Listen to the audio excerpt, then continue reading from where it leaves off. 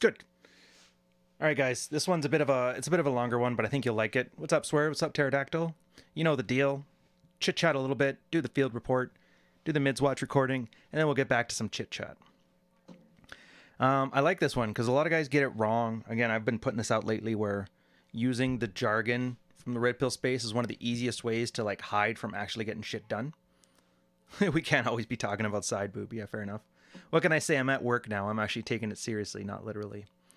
Um, so it's funny. This guy's hilarious because he does some anti-oak stuff, and it kind of gives you like a longer narrative about guys who have I don't really act in their best interest, I guess the way to put it. I don't have a good preamble for it. It's kind of one of those things you just have to kind of experience all the way through, which is probably how I'll describe it. But yeah, it's like, did I react appropriately to my wife's bad attitude? And I think the big part of this is understanding that part of being the oak is, yes, you have your own strong boundaries, but stomping over somebody else's while enforcing yours is never the way to go about it. So I'm going to do the recording on here. Oh, wait, what's this? You mentioned on Rule Zero this past Sunday about something you run every Thursday for you guys. Well, it's going to be these basic. Oh, you mean the Patreon? That's what it is. Yeah, well, BP Unplugged. I have a Patreon, obviously, and I'll put a link in the thing here for you guys so you can see what I'm talking about. Join. So it's here. Essentially, so the same things you're seeing here, we're doing there. With the exception of it's not just some guy who posts one thing and then fucks off. Like, these guys are in it for the long haul, and it's great. Usually over the 6-month to 12-month period, guys go from stupid stuff like this to very switched on stuff. It's actually pretty goddamn amazing to see. So if you're actually working on your map, and it's nice because then you have a group to ping things off of, I can show you red pill material that's come from it that's specific to you. Like I said, I've got hundreds of these field reports, man. There's like, these are all ones from my time with like me and Jack Ten of Hearts having our little tete-a-tete over how to deal with things here. There's other ones that are what you guys might know because there's usually Rolo Tommaso videos on it. But there's some stuff people have never heard of. And some topics that are just not YouTube friendly. Like infidelity is a kind of a big one. I try not to touch those stuff. So that's where the untouchable stuff kind of goes from, which is nice. Yeah, and like I said, the whole point for it is because I was doing consulting before, which was great, and it paid really well. But I hated how I have to tell, like, imagine reading this same field report every time to somebody and having them just not listen. They pay you a couple times, and then they don't change anything, and they ask you how to fix the thing that you said was going to screw up if they didn't do it, and eventually you just start to hate your life. So I'm like, you know what? Let's drop the price like 95%. So everybody can have access to. So that way there's like 350 guys there. Let's say out of the 300 guys, 200 of them, fuck the dog, do shit like this. And that's all they ever do. Well, those 100 guys that are switched on and get their shit done make it all worthwhile. And now instead of, $500 an hour to fix up their life, they can do it for $5 in a couple hours on Thursday. So you're trading time for money and a little bit of an ego check. So I find on the average, it's a much better way to sleep at night. Plus, as people get better, they actually start to chime in, and it's great so they can teach what they've already learned. So I honestly, it's my favorite part of this. My favorite part of this one. But I'm gonna go to the episode now, and then I'll talk to you guys after when I get back.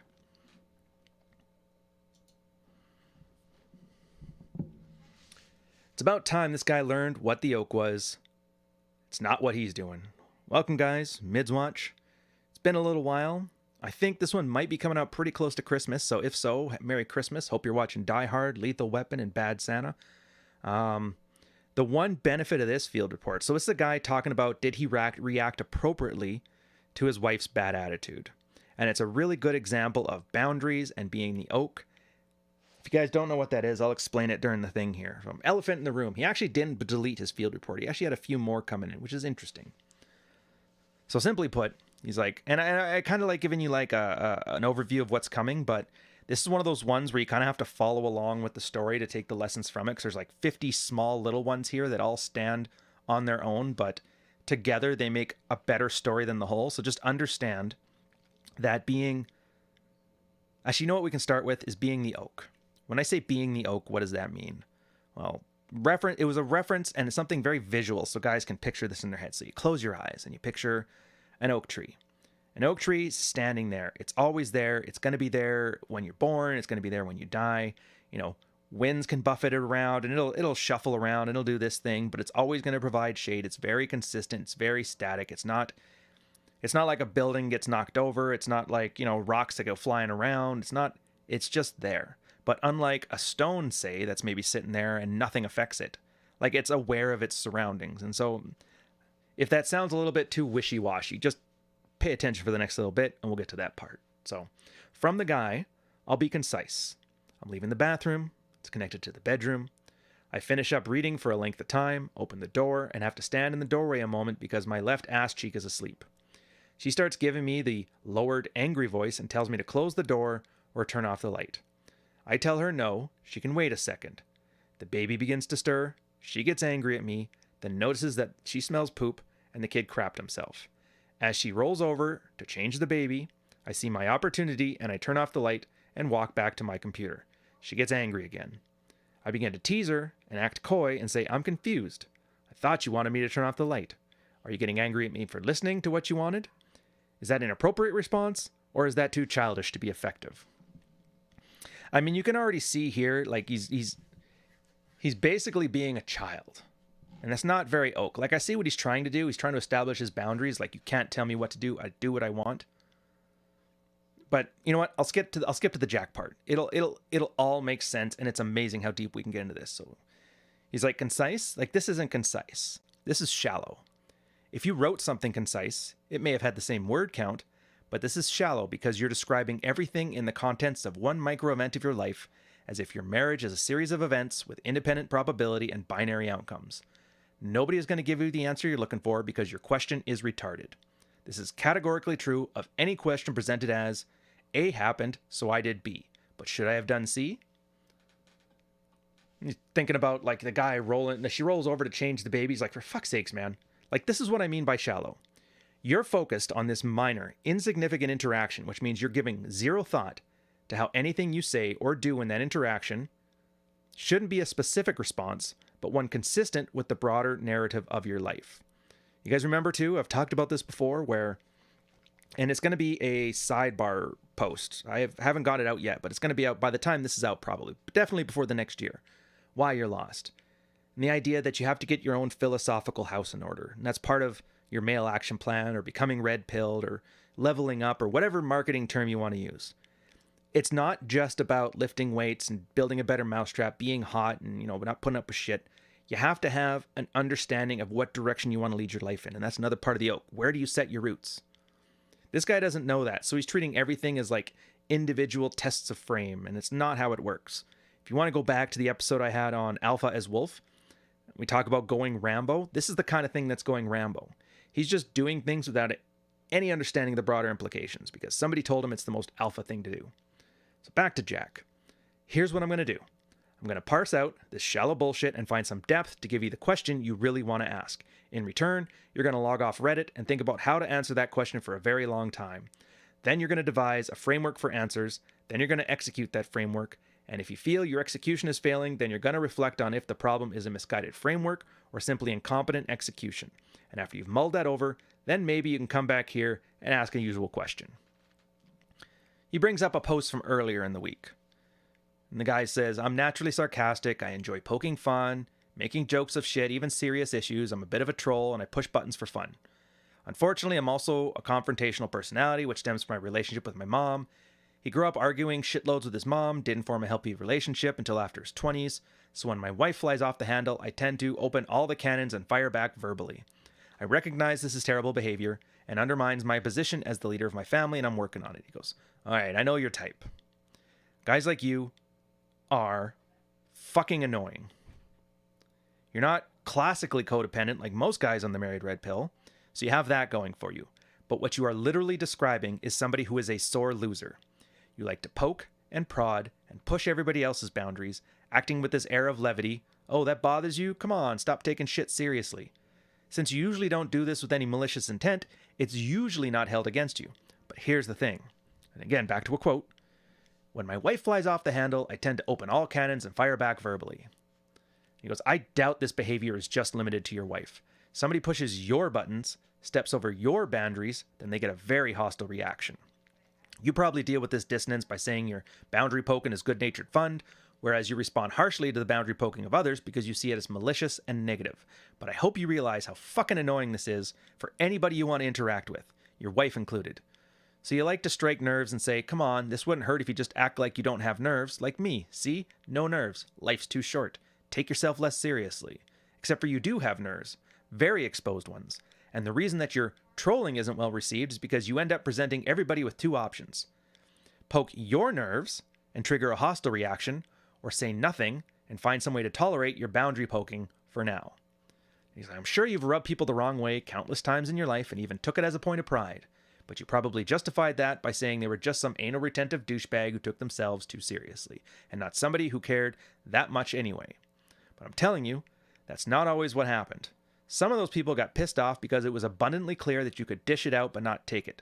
So what exactly are they getting from any interactions with you? But keep thinking you're bringing some mirth to everybody's joyless lives, given the fact that you're literally desperate enough to ask internet strangers how to get your wife to stop being a bitch and fuck you. Looks like that's working out just great. Did I strike a nerve there, buddy? Again, a little segue. I keep saying this every episode, like, you ain't shit, and that's okay, and that's a thing. This guy came here with all of his baggage, all of his ego.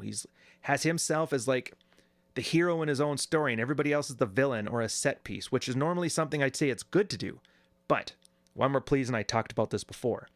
The difference between unhealthy narcissism and healthy narcissism is self-awareness and delusion. He's not self-aware. He doesn't understand that what the baby, brand new baby, everybody's tired as hell, sleeping in the same room as the parents, which, don't get into that ball of wax, but a lot of wives, if they can't stand their husbands, they often use the baby as a cock block and leave him right in there. They don't put him in a crib, they don't do anything, whatever. Same time, he has no awareness that he knows if I turn off the lights while she's trying to change the diaper, I'm making her life harder. It's not a joke. I'm just fucking with her. And she's already pissy. So it's like, if you're going to be the oak, you got to make decisions that are for the betterment of your family. Now, that's fine. If you don't want to, that's fine too. But then you can't be coming in here saying, well, did I do all right? Should it have been better if I did something else? It's like, which way do you want it? Do you want to be in charge of the family? In which case, make decisions. Now, they're not always going to be nice decisions. There's some decisions that you're going to make that, the wife and the kid probably won't like. But you understand why they don't like it. And you've decided to do it anyway for some better reason. Again, it's standard Manuel Smith's, what do they call that one? Assertive rights, Bill of Assertive Rights. You're allowed to say, I don't care. But again, it has to be a conscious choice. It's not just an amalgamation of all the bullshit you brought in there. So yeah, if that turning off the light thing when she's changing the baby, if that was a decision that made some kind of sense to you, that's fine. But then she's going to be pissed, the baby's going to cry, and you're like, yeah, that was the price of doing business. It's funny. People have a much easier time accepting their wants or desires being trampled on for a purpose than to be done accidentally as if you weren't thinking about it. Again, it's an older field report. I talked about it like in the 15th episode of Midswatch. It's like if you decide, yeah, it was about wine and a friend. And the one friend gets headaches from red wine. Guy brought home a red wine.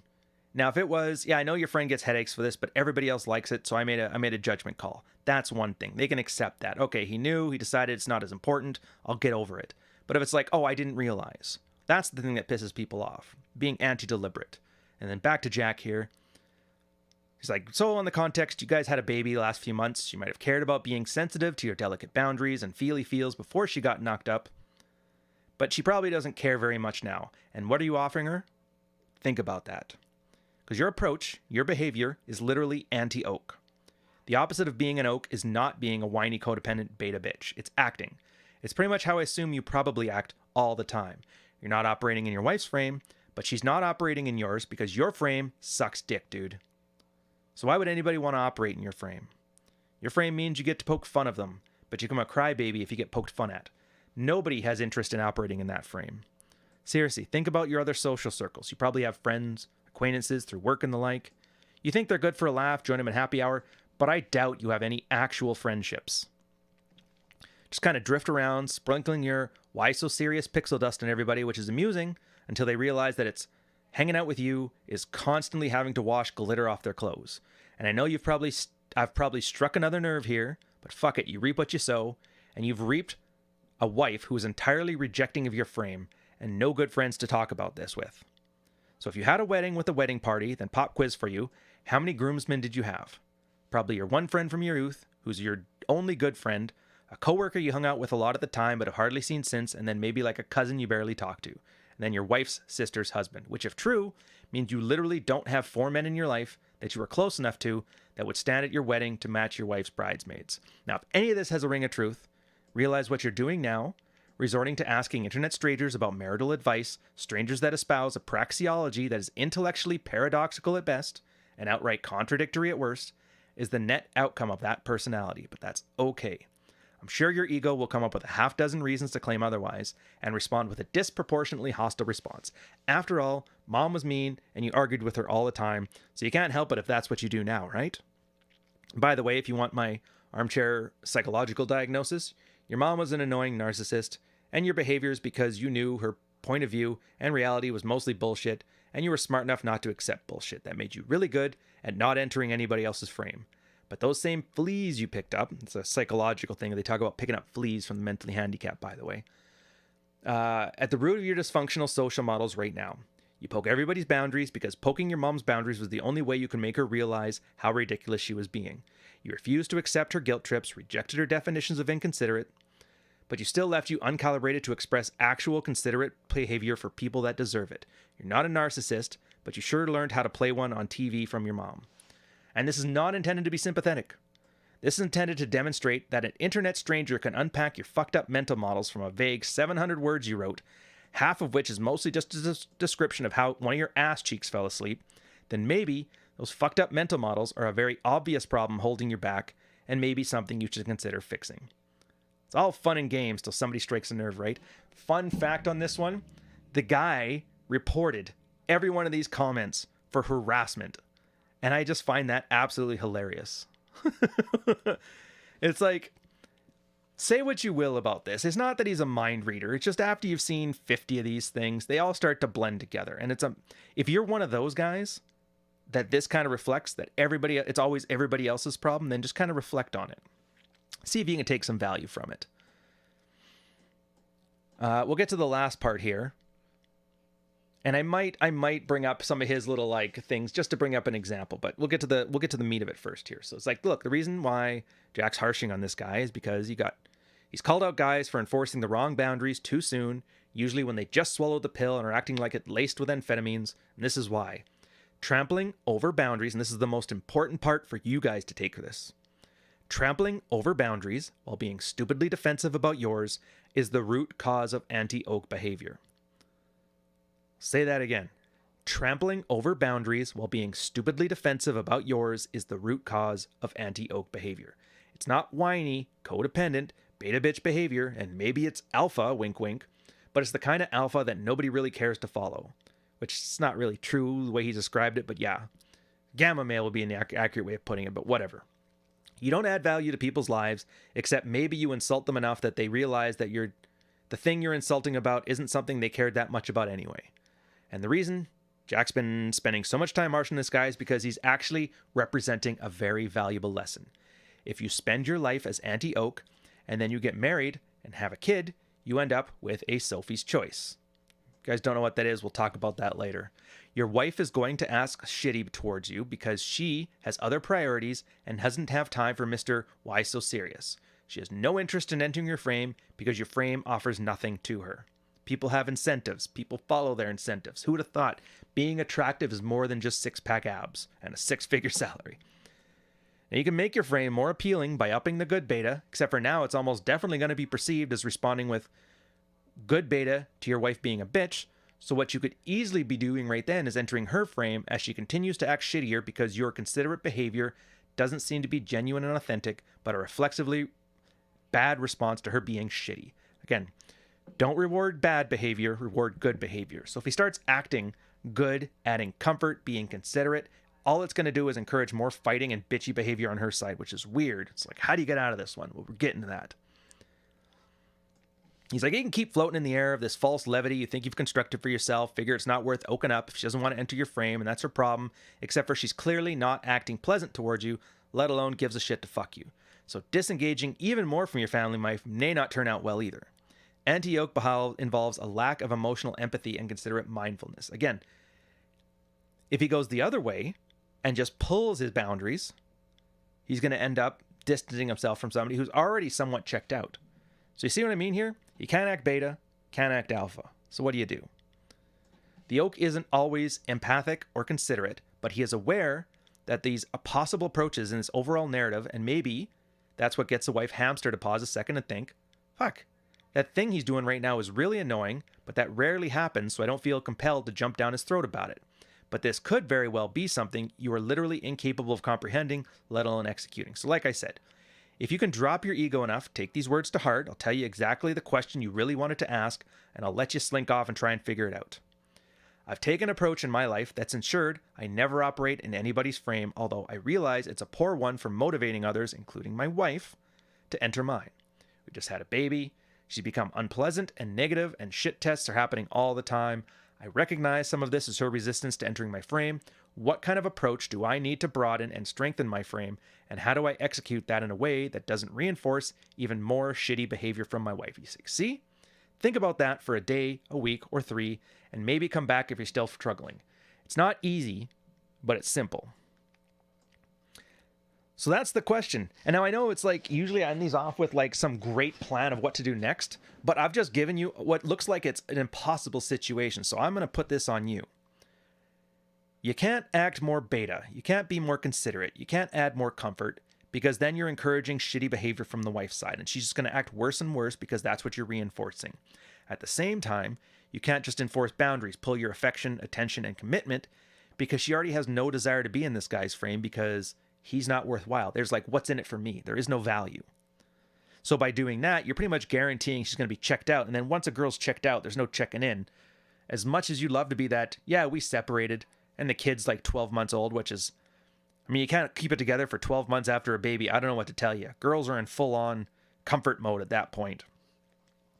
So what do you do now when you realize your own behaviors and actions, which were largely coping strategies from your childhood, when the two standard married red pill approaches will both offer a bad outcome? It's a good question, isn't it? It's a hard one too. There's another reason why, and this is the best one we've been able to come up with so far, is that you can't operate expecting that my changes will fix the relationship. All he can do is fix himself, and then the cards fall where they may. In this case, it's like, okay, respect other people's boundaries, but don't do it at the expense of my boundaries. Learn to be less sensitive, get a thicker skin when people poke at me, poke back a little bit less, and calibrate. How that works out, again, I'll leave that up to you. So, you know what? We'll do it. Let's have some fun with this one. All right, so if you've been watching this far, you're going to see how good we are at this. So the guy actually responded. Sounds like a ton of Beta Bucks guys can't stand a little criticism and logic. I'm 100% sure that this subreddit is filled with complete sociopaths and narcissists that when confronted by their own conflicting ideology, their logic collapses faster than a house of cards. People on here are interested in faking their alpha rather than being alpha, and this subreddit is made up of insecure man children who just can't take a counter-argument when their subject matter literally disproves the comments they make. It's both sad and ironic to see the depths this subreddit goes, regurgitating jargon which no longer holds any meaning to the person using it, but simply serves as a means of maintaining the idea that they're superior to the beta bucks they constantly accost. Who says accost, by the way? It's too bad. There's some certain specks of advice on here, but the man children that pollute it are clearly unable to understand or filter bullshit from wisdom. If it's one thing that Married Red Pill is about, it's about fake it till you make it, but you never really made it, did you? So you're just faking it. And we see here that all these members posting about keeping frame can't even keep their own frame when presented with a logical retort. The desperate attempts at Dr. Phil psychology and god-tier irony. These guys are most interested in attempting to appear superior. And you get the whole point. He's got 4 more paragraphs of talking shit like this. And he ends it off with, one last thing. Shit's made up, and you tools just look fucking stupid. Also, Reddit sucks. You guys are like the new 9gag of the internet. 4chan's getting a good laugh out of this. And Jack's like, dude, this isn't even trolling. It's just an unhinged rant, man. Yeah, and he goes, and there's a whole bunch of things here. That's very weird. Jack's like, I don't know about this sad little tale. See, I think it's especially sad because I don't think that was a 100% troll attempt. I do think you enjoy your time on 4chan, but I think these fake problems, I think these actually have some basis in truth. I have a feeling this is exactly how you act. Of course it is, because he wrote it very convincingly. People are usually pretty good here, of like, because everybody knows a guy like this, right? So there may be some details that are wrong. Maybe there's no wife. Maybe there's no kid. But I guarantee you this guy acts exactly like that. He did respond exactly how you expected it to, with some long-winded rant about how he's superior to everybody else, right? And he's like, let's review. Your fake persona claimed to be a real-life troll who acts overly hostile when his buttons are pressed in real life. And here you are, supposedly trolling, but really going on an unhinged rant when your buttons were pressed. So it's funny. Even if guys try to make shit up, like, you can't hide from yourself. And this is why I love field reports. When you have a field report, it tells people more than you think. Like, you think it's just the words on the page. I'm going to write things down and they're going to do things. But the words you choose, the decisions you make, the stuff you decide to put in, the stuff you decide not to put in, the stuff you leave out on purpose, the stuff you leave out on accident, it all tells a story. And even in this case, the guy has no wife, the guy has no kid. The guy thought he was trolling. He literally laid out a real life field report. Now, if he was, somewhat self-aware, he'd realize that, but he's probably not going to be. Good point of that is, everybody knows a guy like this. I've had a friend like this, one of the Matts that I've known growing up and forever, one in the military. He was just like this. And we've kind of had these talks about desensitizing his boundaries while at the same time stop pushing all of ours. I almost broke his leg once in Vegas, actually. But it's kind of interesting. Anyways, bet you weren't expecting to go that direction, were you? I'm going to let you guys go. Hope you enjoyed this one. I'll catch you next week. Cheers.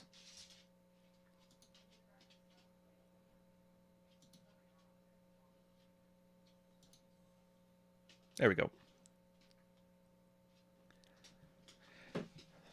Figured you guys were going to go with that one. Anyways, here, one sec.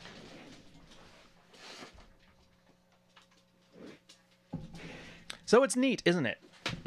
Some people lie on the internet. But again, it's one of those things, like, you can't hide from yourself.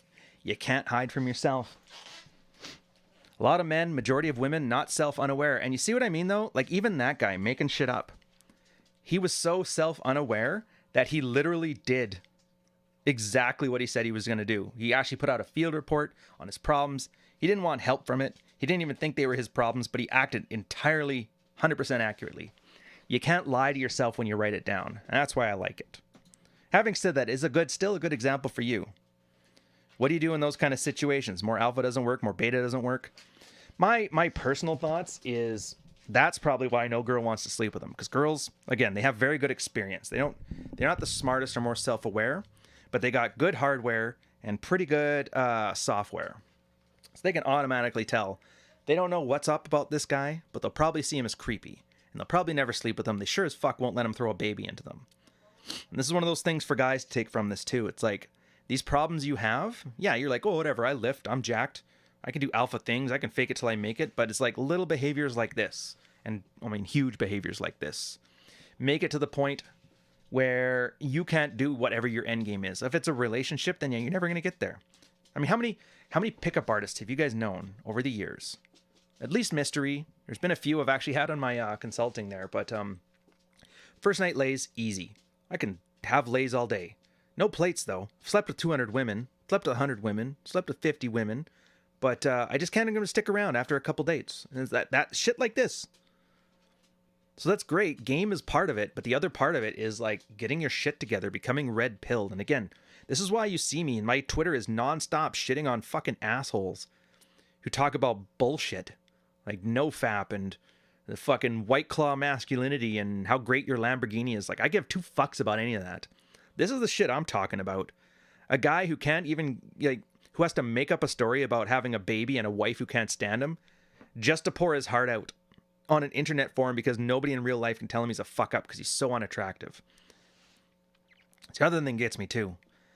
So this guy knows he's obviously like this, but he doesn't want to believe it because that's an ego hit. My stepdad was the same way. It turns out even natural guys, it's like natural guy behavior. You get to a point where you're unattractive for whatever reasons. You're snarky, you're violent, you're whatever it is. And because nobody's there to help men, everybody's there to support and help women. But as soon as a man acts unattractive, people tend to get very dismissive, very mean, very cruel. You know, out of there. Wife of 10 years, flips the light switch, she's gone. So where does a guy go? Can't talk to friends and family. They want nothing to do with him. They took the girl's side on this thing. And so he gets zeroed out. And then that's when guys double down on their natural behaviors. And in the same way that girls beg and plead for sympathy, guys get violent to assert their will. And in this modern age, that's the least attractive thing you can do. So we're actually hardwired to be less attractive the less attractive we are. So you got to be careful with this stuff. But again, you ain't shit, and that's okay. A little bit of self-awareness, right? Let's see what we've got here in chat. So I've been missing some chat with you guys. Let's get caught up here. Beards that connect get in the way of highlighting a good mustache. Are you noticing my gap in the middle there? It's just one of those things. It's never grown in the middle. I make up for it by the ends. They're going to curl up really quick. Like, they grow fast and they grow long. So I'm still not sure if I'm going to keep it or not. We'll see. At this point, I'm probably going to end up losing. It's just a matter of doing it, but we just cleaned the bathroom and I don't have to get hair everywhere again, but we'll get there.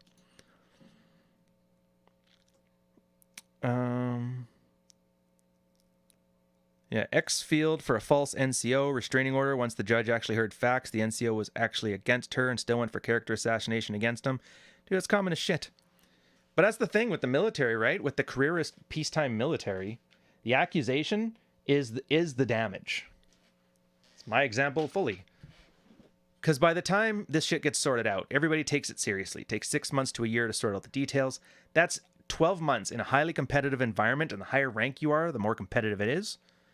That's 12 months everybody else got a head start in your performance. So, again, just giving somebody the opportunity to lay an accusation against you is often enough to ruin a career. So, just realize that's right now why women are doing so much better a lot of the time, especially in those top positions, because a sociopath chick with an accusation is usually good enough to get a guy out of the way, even if he doesn't get proven guilty.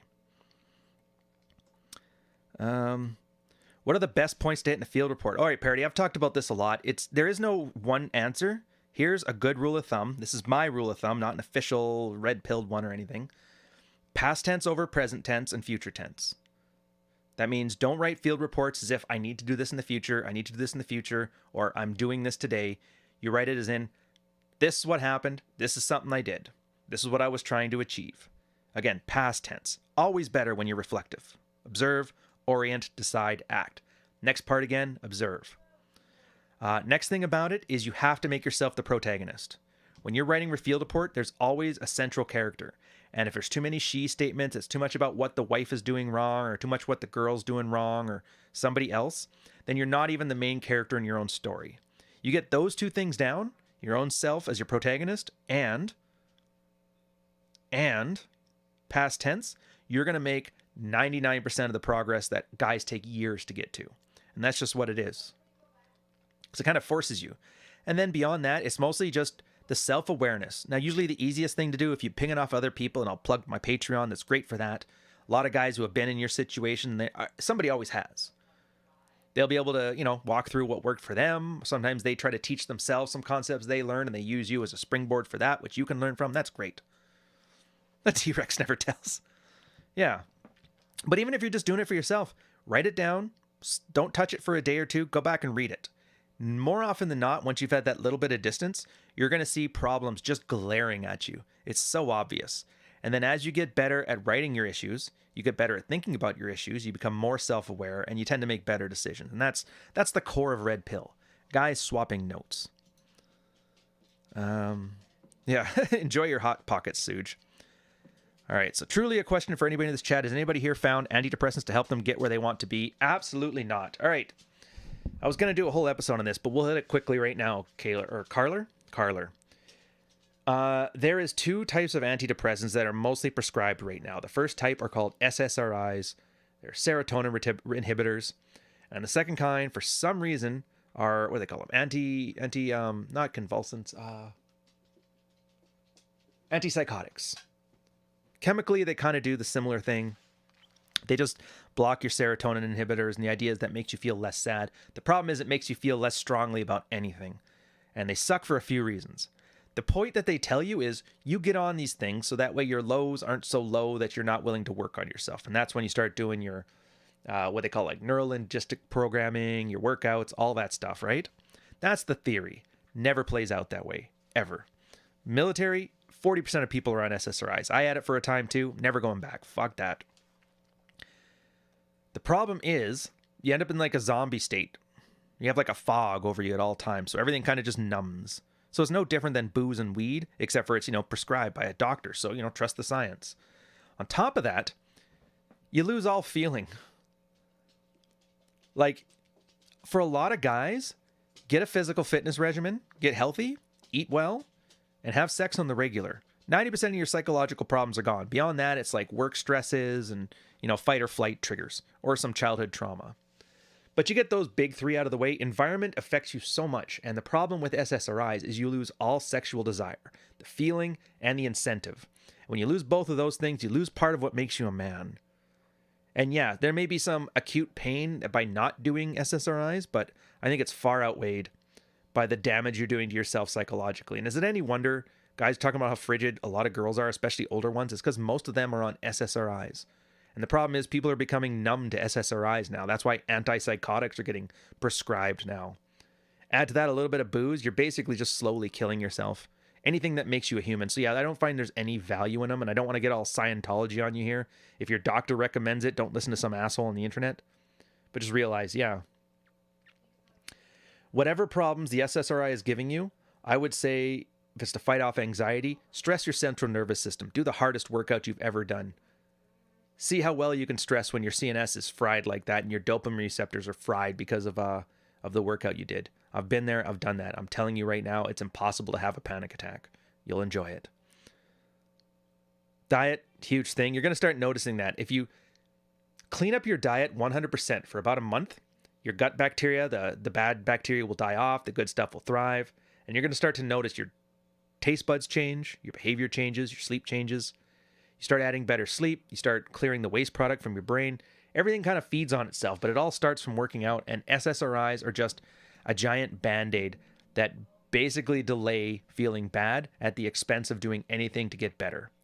So that's my thoughts on it. So hopefully that helps you. I'm not human. Okay, thanks. Weed is usually the way to press the fast forward button on your life. Yeah, see, I don't have enough of an opinion about weed. I tried it once when I left the military and it just put me to sleep. So I'm like, all right, it's basically a sleeping pill. Now that it went legal here, I've lost all interest. There's nothing edgy about it anymore. So we bought like 5 grams in a dispensary and it's just been sitting. I don't even know where it is. It's in a box somewhere. I don't know. Does it go bad? Is there like an expiry date? I couldn't tell you. But so maybe talk to Joe Rogan. He'll be a much better example. Did you guys ever try DMT? Thanks for the honest feedback. They've really helped me be capable of getting things done and making positive changes. Like I said, that's what the intent is when you first get them prescribed to you. They chop off the peaks of whatever anxiety or depression you're feeling, and the idea being that allows you to get stuff done. But what I would suggest then, so if you're saying they are helping you right now, make sure they're actually helping you and not helping you feel better about it. Get off of them as soon as you can. As soon as you can. They're not addictive anyway. Get off as soon as you can. Get those things in place. Do your workouts. Keep it in place. Because trust me, your dick will thank you for it. Because I guarantee you, if you're on them now, it's numb as shit. Guaranteed. And that's something that nobody will tell you. Nobody will tell you. Oh yeah, and don't drink on them either. That kind of fucks up your liver. Until you're on them for years, then you can't get off. Yeah, fair enough. Anyways, I'm going to let you guys go. I think we're only going to do the 2 today then, because it's approaching 5 o'clock, and I'm going to go have dinner. Yeah, weed keeps if it's dry. Oh, that's good. Then it's dry. So yeah, DMT plus BJJ. Meds often make me feel no sauce. Cool. I actually don't know what that word means. Now I got to look shit up. Marty, first time I took one, the back of my head went numb. Yeah, I can see that. Probably because you fell on the kitchen floor. Oh, that's right. So we'll do the super chats, and I'm going to let you guys go because I forgot. One of you guys gave one earlier. There it was. Sergio Cole, thank you for the $5 super chat. No comment attached. That's too bad. I appreciate the support. And just up now, the Competent Man, thank you for the US $5 super chat. My observation on weed. Overall effect is not good because the person gets so relaxed that nothing bothers them, so they stop working at anything. Yeah, to be fair, like I got some friends who used to drink every weekend, same as me and that kind of stuff, and they stopped drinking and they started doing weed, but they're in like high stress positions. So for them, they have like the $1,000 vape pen kind of thing, and it's just on the weekends to unwind from work, they just like vape a gram. Works for them. So yeah, if you're one of those super high stress positions working for a pharmaceutical or for government contractor and you're just stressed as fuck, fill your boots. If you're drinking a lot and you want to replace it with something a little healthier for you on your liver, then yeah, replace that if you want to. But again, this isn't medical advice. This is just the people that I know that use it, how and when they use it. But I don't know any like unemployed friends. Most of them are all either military adjacent, or corporate juggernauts. I don't know how else to describe it. I'm always the poorest one. Like just when I was getting my 6-figure salary in corporate before I left to do this bullshit, I was like the smallest earner among my friends, which I was fine with. Like I had like $6,000 a month to spend on nothing. Maybe I should have bought a Lamborghini. All right. Anyways, thanks guys. Have fun. Again, these come out on Thursday, so I'm going to do some editing. We'll get these up. I'm going to try and get a few more in the can. I want to at least get it done to the end of the year, so I may record a couple more episodes tomorrow. Just keep an eye on the notification bar, subscribe, that shit. Otherwise, I'll see you on Thursday. So yeah, cheers.